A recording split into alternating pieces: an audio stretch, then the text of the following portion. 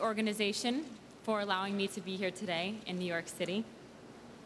I would like to thank the thousands of Americans who have sent letters, sent emails, messages. I cannot count the number of fan mail that I've received in the past 3 weeks, just of people expressing their support of me. They've confided in me that they have found hope and inspiration in my story. I want to thank my mom and dad who are here with me today, and my sister. She is serving in the United States Air Force. I would like to thank her. Thank you, sis, if you're listening. And most importantly, I would like to thank God for trusting me with this large task and giving me the strength to stand by my beliefs. 3 weeks ago, I was asked a politically charged question with a hidden personal agenda. I answered my question honestly and sincerely from my heart. I was very careful to articulate in saying that I did not want to offend anybody, and that this is how I was raised, and this is what I believe a marriage should be between one man and one woman. I was given a question asking for my opinion, and I stated my honest belief. Not only do I hold this belief, but as Mr. Trump said, the President of the United States, the Secretary of State, and many Americans agree with me in this belief. Immediately after the pageant, Judge number 8 began a cultural firestorm in the media. It went national, as he was trying to be self-promoting and hateful, while I have remained silent since. I am honored to be here today, to finally let my voice be heard and address the hateful attacks, despicable rumors, and false allegations I have had within the last 3 weeks. To be standing here today on behalf of the great state of California and the greatest country in the world is by the grace of God. Being at the center of a media firestorm is not something that I had planned or signed up for. But the days since have taught me to stand up for what you believe in, regardless of the consequences, personal attacks, or disagreements. I am a strong woman, and because of that, I am now able to move forward and be the best Miss California USA that I can be. I am excited to fulfill my duties and continue serving the great state of California. Let me be clear, I am not an activist or anything, nor do I have a personal agenda. I was thrown into this firestorm from the time I was asked the question on stage. I have become an advocate for the importance of not redefining marriage based upon my own upbringing and beliefs. While I am not the most vocal proponent of traditional marriage, it appears by my singular response I have become the most visible. I am proud to be an American. I'm proud of the freedoms we enjoy because of the brave men and women serving this great country and who have served. My grandfather served under General Patton during World War II and is someone I admire greatly.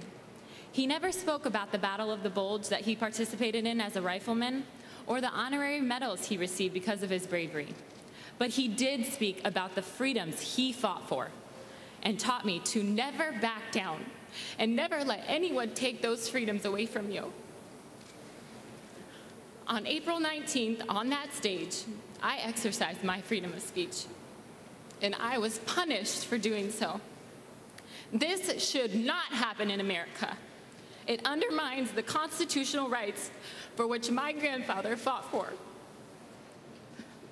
Mr. Trump has graciously asked me to speak from my heart today, and I need to address some concerns, rumors, and hateful attacks that have been reported about me as recent as this morning. First, my faith commands us to forgive one another. This means anyone who has made malicious, slanderous, or untrue allegations about me, and I willingly forgive them before all of you today. But I believe no one should be silenced if they are speaking from their heart. I am a model. I am a Christian. Many of you are aware of an internet photo that was posted last week of me when I was 17 years old and first entered into the modeling industry. A girlfriend took some shots of me at home and to include them in my portfolio, which were submitted to several different agents, as the photo was intended for application rather than publication. And I did not anticipate anyone was in a position to release such an image. I answered truthfully on my pageant application, and I had not been photographed in semi-nude or nude publications. I subsequently told pageant officials that there was only one photo session in every photo shoot. There's usually more than one photo taken, especially when you first begin modeling. You're asked to take a variety of shots, all of which help you launch your modeling career. The second and third photo were photoshopped, meant to further harm me and my reputation and discredit me for my beliefs. While I don't know who released the photos from this morning, I do know who released the photos that were actually just released as of a few hours ago. And I find it appalling that a professional photographer would violate my trust by releasing an unauthorized and inappropriate image taken in between pose shots on a windy day, which I was unaware of. I'm excited to continue my duties as Miss California USA. All I want to be able to do is tell my story, which no one can take away from me. Not everyone may like me or agree with me, but I hope at the end of the day, everyone can respect my rights as I respect theirs, and together we can bring back civility back to our social and cultural discussions. I am convinced now more than ever of the importance of standing up for your beliefs and convictions. For everyone out there listening, do not be silenced. Take this story of mine and apply it to your own life. I hope I have inspired others to maintain compassion, civility, respect, and tolerance, while staying true to your convictions, and to never, ever compromise your beliefs in the pursuit of his or her own goals, regardless of the consequences. I want to share this message. I am a representative of my generation.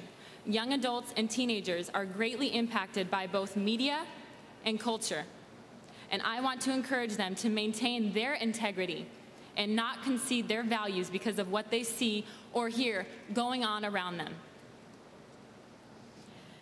It is this message that I will incorporate to my Miss California USA duties,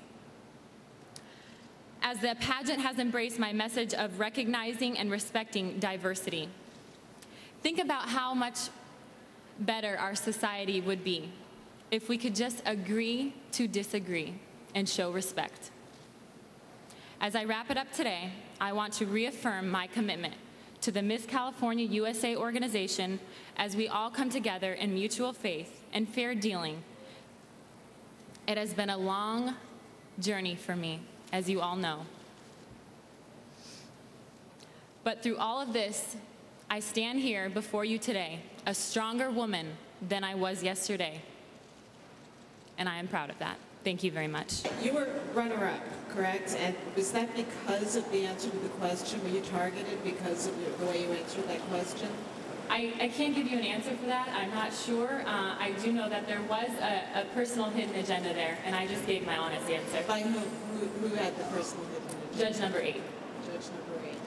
He gave her very low marks, Andrea, and they were, understandably, he really gave her low marks. So are you going to fight? It's certainly